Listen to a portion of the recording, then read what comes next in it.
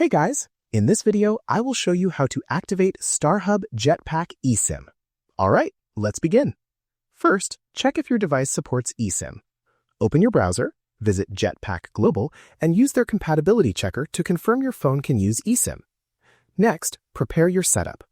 Ensure a stable internet connection to avoid installation errors. You will also need a second device, like a laptop or tablet, to display the QR code sent to your email. On your phone, go to Settings, then Connections, and open SIM Card Manager. Tap Add Mobile Plan and scan the QR code from your second device.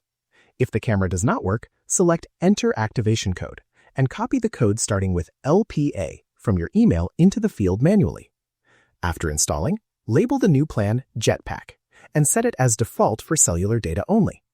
Turn on data roaming for Jetpac and your eSIM is ready to use.